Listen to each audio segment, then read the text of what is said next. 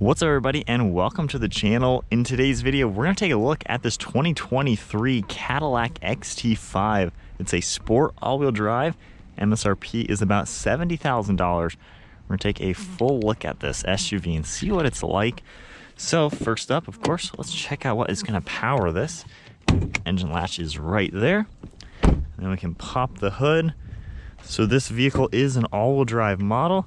We have a 3.6 liter naturally aspirated 6-cylinder engine, pumping out 310 horsepower with 271 pound-feet of torque, and we even get a 9-speed automatic transmission. Let's take a look at the exterior design. Cadillacs are pretty sharp looking. I especially love these massive headlights. As you can see, they span all the way up here and then cut down. Pretty sweet with the black, as well as some chrome housings. And then if I take the key fob, just press some of the buttons, you can kind of get a little bit of a look of how the amber color is. Kind of fades its way into this lower area. Got all of your parking sensors, the brush trim, the gloss black. You do get some plastic black trim on this. However, we do still get quite a lot of the gloss black. Safety sensors right in the center, and then pretty good openings for all of the radiators. I love the mesh. I love how Cadillac does that. You can see all the brush trim. We do get a forward-facing camera and your Cadillac badge. So certainly a pretty sweet looking car. Has a pretty nice sharp design, as you would expect for any Cadillac. And then as we make our way to these wheels, I love these massive brake calipers. They are 6-piston, which honestly is pretty overkill for a 300 horsepower crossover, but nonetheless pretty sick to see.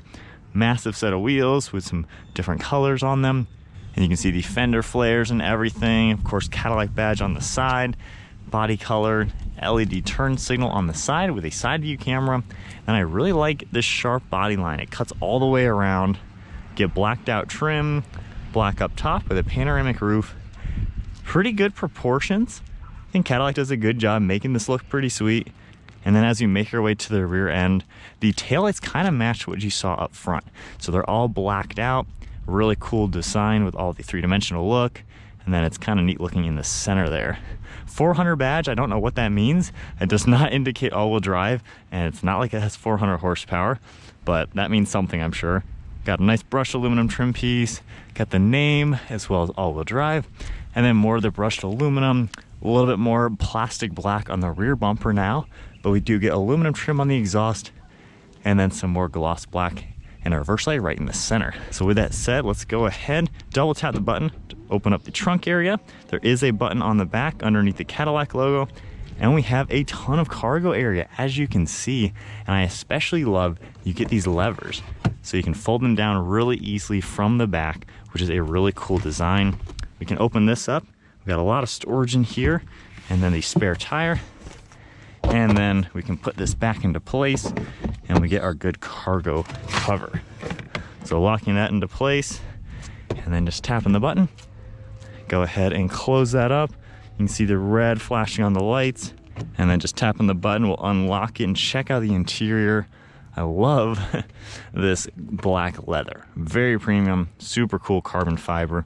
And then we can easily lift these seats up and lock them into place.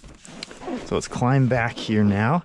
So they do fold down pretty much flat. They lock into place nicely, very easily. Get them back in the position. We do have an armrest with some cup holders in here, and you get controls here for all the climate, and a screen will pop up. Different vents, storage. There's 2 USBs down there as well. And even at 5'11", you know, it's pretty comfortable back here. Luckily, the seats recline. So if I recline this all the way, I'm actually a lot more comfortable. With them not reclined, my head will touch the ceiling, so just watch out for that if you're a little bit taller. But nonetheless, pretty comfortable car for being on the mid-size level. And now let's hop into the driver's seat now. So door panel, just like in back, you got the smooth leather, Alcantara carbon, and then all the aluminum color. This has got a kind of a fancy design to it. All your controls, grab handle, some padding. And then the release for the tailgate is back here, where you can adjust how high it'll open, which is pretty cool.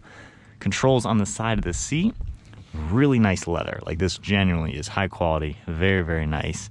And the stitching design kind of looks like a Cadillac logo, which is a pretty cool design touch. We hop inside now and go ahead and fire it up. So the V6 turns on.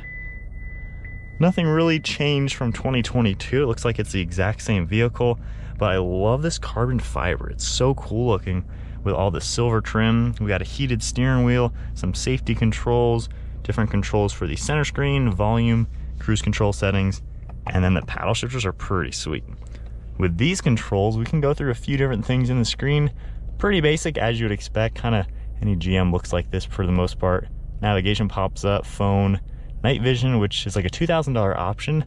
I don't think you would ever really use that, but nonetheless, you get quite a lot. And then on the left side, we have controls for the heads-up display, park and brake, interior lighting, more of the carbon, fully covered in leather dashboard. So beautiful. I love the way that's designed. More of the Alcantara and carbon. Pretty cool looking. Nothing crazy, but it's definitely nice and pretty fancy looking. So screen here, pretty basic. Pretty much everything you're going to see is in every other General Motors. So nothing too fancy for the screen. It kind of looks small from today's standards. I feel like other screens and other cars are getting so much bigger. This does kind of look a little on the small side. But a basic home button, some shortcuts down below, and I like how the climate control will come up. You have a home button right here, and then all of your physical climate controls are down below. This must not be optioned with heated seats or ventilated seats. I know there's some weird things going on with modern cars, so kind of weird you get that. But your basic controls, fan speed with a nice toggle, and then the dual zone temperature. Good storage area for a cell phone. Then your shifter, if we put this into reverse, get a nice size backup camera with it top down, and you can easily adjust all of your different screens. So pretty cool the way everything's laid out. And then just tapping the P going into park. On the right side, we're gonna get this, that'll slide open. You have your two cup holders here, a mode button for your drive modes, and this is kind of how you use the all-wheel drive. It's pretty much an automatic system, so kind of neat the way it's designed. We do traction control, and then this is a shortcut area where you can control the screen. You have shortcuts for navigation, phone, and a back button. And when you toggle it and scroll, you can easily just go through different things, hit it, and kind of do whatever you'd like. And then behind that, we can open this up, and we got all your storage in here, some USB ports, and I really like how the wireless phone charging is. It makes your phone nicely out of the way, so you don't even have to worry about it. So that's a pretty cool touch. Opening that up, we have all your normal glove box area, black Alcantara headliner with a massive sunshade, and you just press this button to open up the sunshade itself. And then of course we have the rear view mirror with the camera integration, which is a really cool feature to see. With that said, let's now take this for a spin. All right, so we are setting off now in the XT5. We're in just the normal touring mode, which is going to be a front wheel drive setting. Slowly getting up to some speed, quarter throttle. I mean, it's honestly peppy enough. It gets up to speed nicely. One thing that I love is the magnetic ride and suspension. It is really, really good. Of course, we've all heard, you know, it rides like a Cadillac. This rides so incredibly smooth.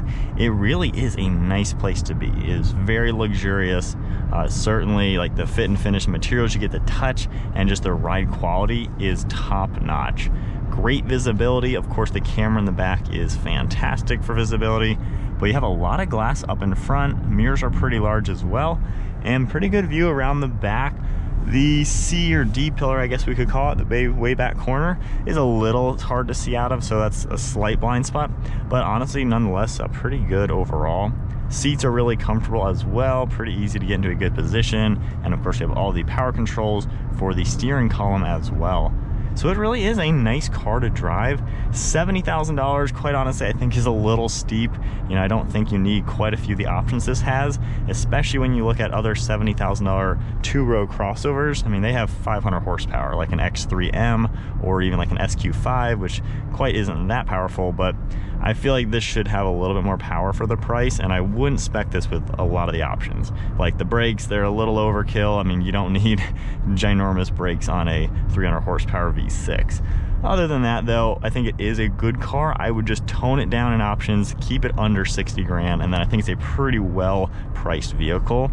But normal driving, it really is nice, and you're gonna get that in this car. It truly does drive like a Cadillac, and I like that aspect. So in two-wheel drive, let's kind of flip a U-turn a little bit.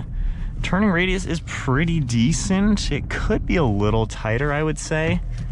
And the camera works nicely, pretty HD. so not too bad. If I go into the sport mode, all-wheel drive and sport, will put it into the all-wheel drive mode, obviously. Then you can bump this down, and we are now in manual. It's pretty peppy, I will say, for being just the normal V6. Full throttle.